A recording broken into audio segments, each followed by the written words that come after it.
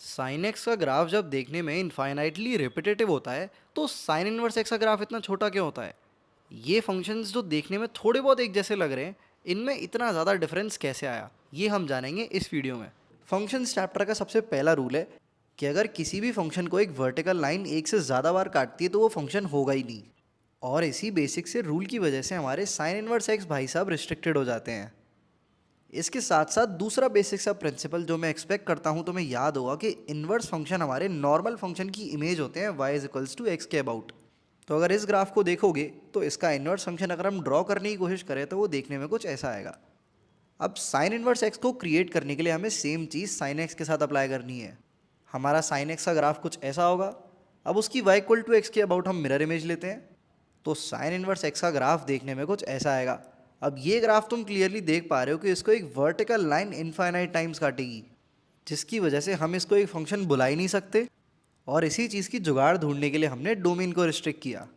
इससे पहले एक और बेसिक फंडामेंटल चीज़ समझ लेते हैं कि अगर तुम किसी भी मैन्युअल फंक्शन के ग्राफ की इमेज लोगे y is equals to x के अबाउट, तो अल्टीमेटली जो इमेज आएगी वो एक ऐसा एक्सप्रेशन होगा जो कि फंक्शन नहीं होगा, बिकॉज उसको एक वर्टिकल लाइन एक से ज़्यादा बार काटेगी। दैट इज़ वाई हमारी मैन्युअल फंक्शंस का इन्वर्स पॉसिबल ही नहीं होता। और ये प्रॉपर्टी हमारी जेई की दुनिया में बहुत ज़्यादा पॉपुलर है। तो लॉजिक बड़ा सिंपल होने वाला है। हम साइन एक्स को सबसे पहले वन वन फंक्शन बनाएंगे और उसके बाद उसकी मिरर इमेज ले लेंगे जो कि अल्टीमेटली हमारा एक एक्चुअल फंक्शन देगी। साइन एक्स को वन वन बनाने के लिए ही हमने उसकी डोमेन को रिस्ट्रिक्ट किया -π/2 से π/2 के बीच। बिकॉज अगर इस +π/2 के हम थोड़ा सा भी आगे जाएंगे तो एक हॉरिजॉन्टल लाइन हमारे साइन एक्स भाई साहब को एक से ज़्यादा बार काट देगी, जिसका होना ही तो हमें प्रिवेंट करना है।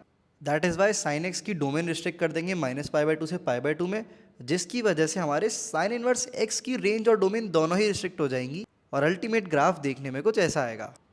एंड आई होप अब तुम्हें समझ आ गया है कि क्यों हमारा साइन इनवर्स एक्स का ग्राफ कन्फाइंड होता है और उसकी डोमेन और रेंज दोनों रिस्ट्रिक्टेड होती हैं। हाय एवरीवन, इस एनिमेशन को बनाने के लिए हमारे इंटर्न्स का काफ़ी ज़्यादा एफर्ट और टाइम लगा है, so like and subscribe would be highly appreciated. इसके साथ अगर तुम हमारी कम्युनिटी से क्लोजली कनेक्टेड रहना चाहते हो, बिकॉज रेगुलर बेसिस पे हम काफ़ी सारे फ्री रिसोर्सेज प्रोवाइड कर रहे होते हैं, तो हमारे टेलीग्राम चैनल को ज्वाइन कर सकते हो। There are so many free things waiting for you out there. And again thanks for liking and subscribing.